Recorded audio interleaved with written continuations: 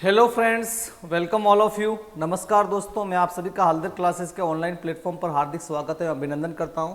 अपन crop production के बारे में पढ़ रहे थे और आज मैं आपके सामने क्रॉप लेके आया हूं ज्वार, सोरगम के बारे में अपन आज बात करने वाले हैं। तो स्टार्ट करते हैं अपन सोरगम को। सोरगम ज्वार, जिसका वानस्पतिक नाम सोरगम बाइक्लर साइंटिफिक बोटनिकली इसको अपन जानते हैं। इसका कुल ग्रेमिनी पोएसी या घास कुल से संबंध रखता है, ये भी आपको पता होना चाहिए। ओरिजिन प्लेस या उत्पत्ति स्थान जो है इसका अफ्रीका है। अब यहां पे ध्यान रखना, आप ओरिजिन प्लेस या की बात करें तो आपका जैसे इस केस में सोरगम हो गया, ज्वार हो गया, देन बाजरा, देन अरहर, देन काउपी, चौला।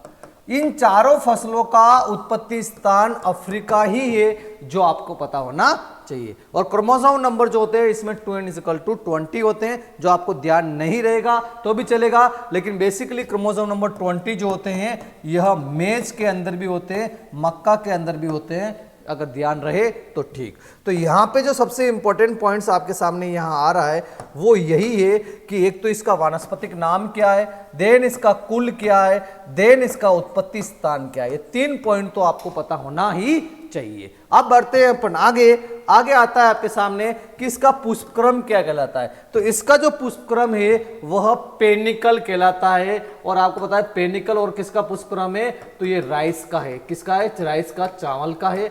देन आगे अपन पढ़ेंगे आपका बाजरा, तो बाजरे का भी जो पुष्पक्रम है वह भी आपका पेनिकल ही कहलाता है। देन दाना या फल प्रकार, इसका केडियोप्सिस है। और आप जानते हो आपकी की सारी जो सीरियल्स है या अनाज वाली फसलें हैं उनका सबका दाना जो है केडियोप्सिस है। या आप कह सकते हो कि ग्रेमिनी कुल की जो फसलें हैं आपकी, उन सभी का जो फल प्रकार है वह आपका केडियोप्सिस ही होता है। देन द प्रोटीन की बात करें तो सीरियल्स के अंदर प्रोटीन जो होती है औसतन 10% के आसपास होती है। इसकी प्रोटीन में लूसीन की मात्रा अधिक एवं लाइसिन की मात्रा जो होती है कम पाई जाती है। यह C4 प्लांट है, यह आपको पहले बता दिया, जिनकी हाइट ज्यादा है। जैसे C4 के केस में आपका सोरगम आ गया, ज्वार आ गया, देन आपका बाजरा आ गया, देन आपका मेज आ गया, देन आपका शुगर केन आ गया। ये 4 क्रॉप है जो एग्रोनॉमी की, वो आपकी C4 है, क्योंकि इनकी हाइट ज्यादा है। ये मैंने आपको ट्रिक के रूप में बताया। और इसमें पहला जो स्टेबल प्रोडक्ट बनता है that is the oxalo acetic acid बनता है, जो आपको पता होना चाहिए। Then next one is the often cross pollinated crop है, क्योंकि ज्वार के अंदर बात करें, सोरगम के अंदर बात करें, तो सोरगम के अंदर क्या होता है कि इसमें पहले फीमेल फ्लावर जो होता है मैच्योर होता है, मादा पुष्प जो होता है पहले परिपक्व हो जाता है। और इस कंडीशन को जो है अपन बोलते हैं protogyny.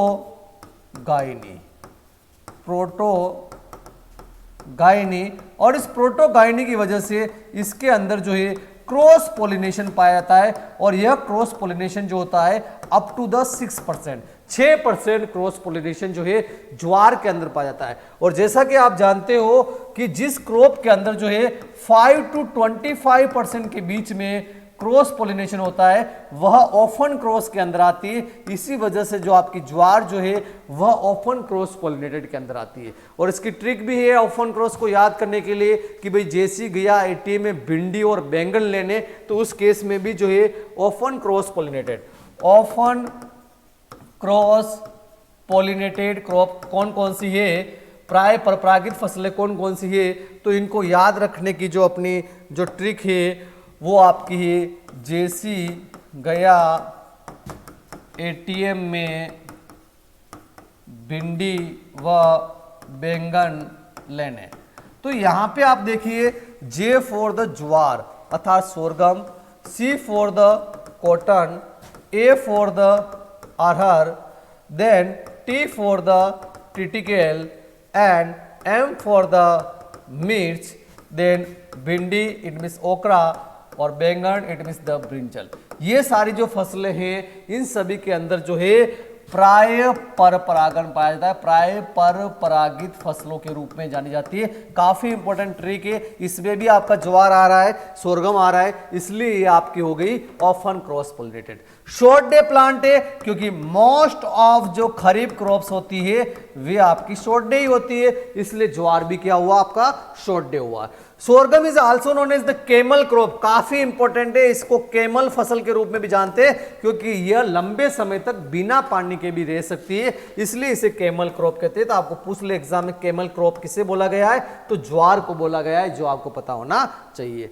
Mail style line related to the sorghum, sorghum से संबंधित मेल स्टाइल लाइन कौन सी है, तो कंबाइंड केफिर 60, ध्यान रखना है, कई बार शॉर्ट में CK 60 भी लिख सकते हैं, यही it means the combined kefir 60। तो इसके संबंध में मेल स्टाइल लाइन कौन सी सोरगम की, तो वह आपकी कंबाइंड केफिर 60 है, जो आपको पता होना चाहिए।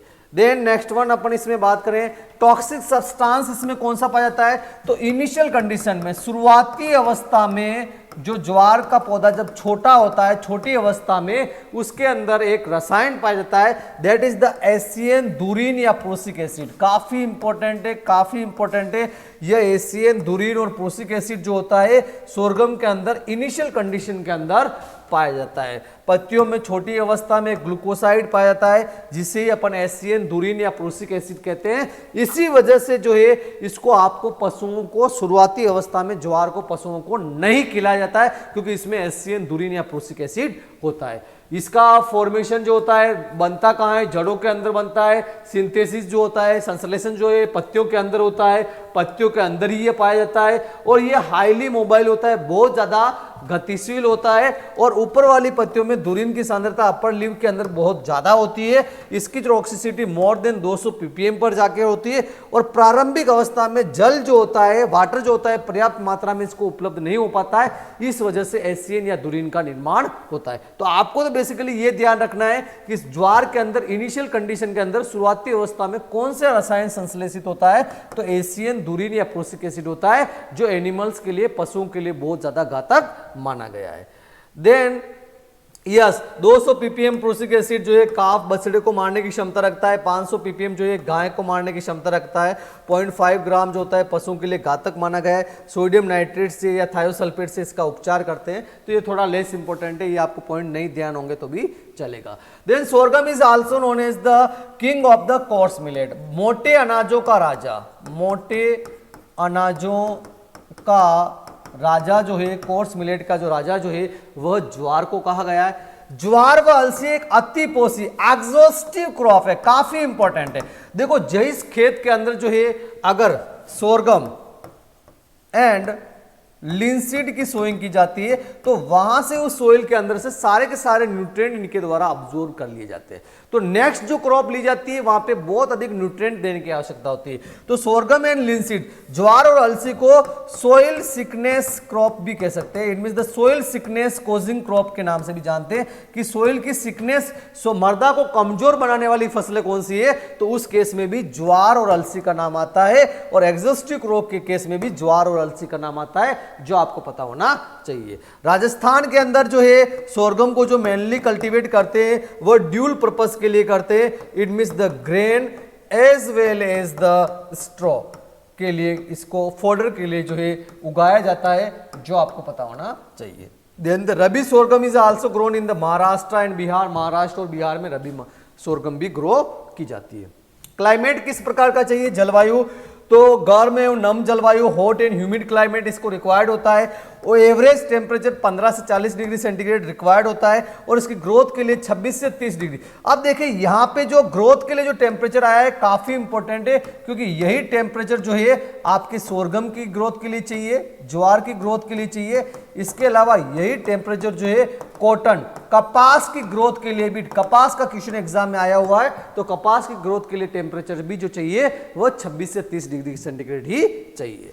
Then the next one is the बुआई का समय। आपको पता है यह खरीफ की क्रॉप है, और खरीफ की क्रॉप की जो बुआई है जून जुलाई माह में की जाती है, जो आपको मालूम होना चाहिए। सीड रेट कितनी लेनी है, तो ग्रेन पर्पस के लिए और फोडर के लिए अलग अलग है। तो ग्रेन पर्पस की सीड रेट कहीं कहीं लिटरेचर के अंदर 9 to 12 kg मिलती है, कहीं पे 12 to 15 kg मिलती है। तो उस केस में आपको यहाँ पे जो ध्यान रखना है वो रखना है 12 किलोग्राम प्रति हेक्टेयर। इसकी बीज दर कितनी है? 12 किलोग्राम प्रति हेक्टेयर, जो काफी इंपॉर्टेंट है, जो आपको पता होना चाहिए।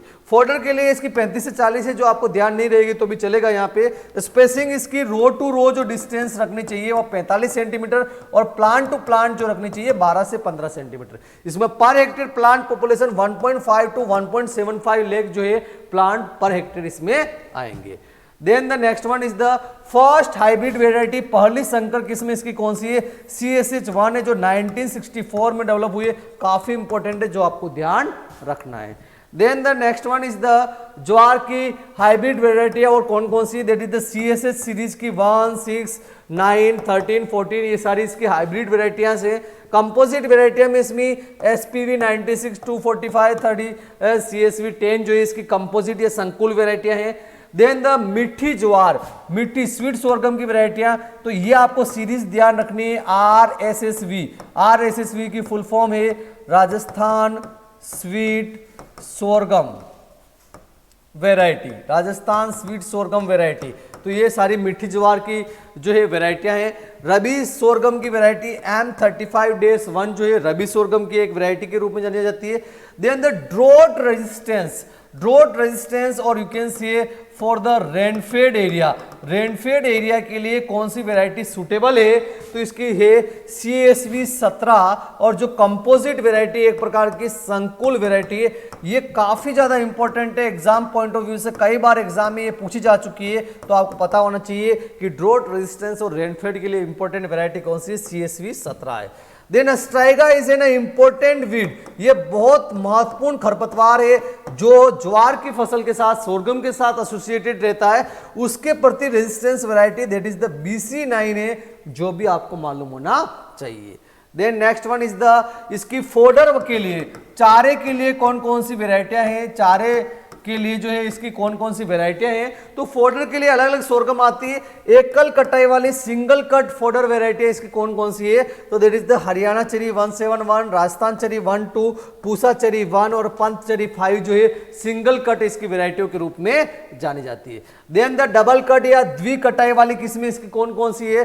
तो उसमें आती है MP चेरी 1 जो है इसकी डबल कट वेराइटी के रूप में जानी जाती है। देन मल्टी कट, जिसकी बहुत 2 से अधिक कटाइयां की जा सकती है, इसमें सबसे ज्यादा इंपॉर्टेंट जो कई बार एग्जाम में आती है और मोस्टली पूछी जाती है दैट इज द SSG 59-3, काफी इंपॉर्टेंट है ये वेराइटी, आपको याद होनी चाहिए कि इसकी जो मल्टी कट वेराइटी SSG 59-1 जिसका दूसरा नाम है मिट्टी सूडान, मिट्टी सूडान जो है एक मल्टी कट या बहु कटाई वाली जो है इसकी चारे वाली किस्म मानी गई है। इसके अलावा मालडंडी, मालडंडी जो वेराइटी है यह भी आपकी मल्टी कट है। एंड प्रो एग्रो चरी जो है ये भी आपकी मल्टी कट वेराइटी है। और मालडंडी की एक विशेषता और होती है कि इसमें एक इंसेक्ट लगता है that is the suit fly, suit fly जो कीड़ा लगता है, तना मक्खी जो कीट लगता है, उसके प्रति प्रतिरोधी पाई गई है, रेजिस्टेंस इसके अंदर पाई गई है, जो भी आपको मालूम होना चाहिए।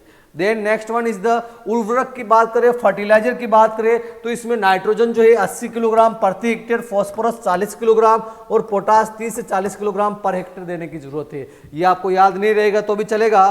देन द बायो फर्टिलाइजर या जैव उर्वरक that is the Azotobacter and Azospirillum, ये आपके ज्वार के अंदर भी आप यही काम में ले सकते हो, और बाजरा, सोरगम और बाजरा दोनों के अंदर जो है बायो फर्टिलाइजर के रूप में एजोटोबैक्टर एंड एजोस्पाइरिलम को काम में लिया जा सकता है, जो आपको पता होना चाहिए। Then next one, critical stage कौन सी सिंचाई के लिए? तो काफी इंपॉर्टेंट है, सीटें निकलते समय in the time of the spikelet formation, spikelet formation और you can say the post flowering stage जो है काफी ज्यादा क्रिटिकल मानी गई है सिंचाई के हिसाब से।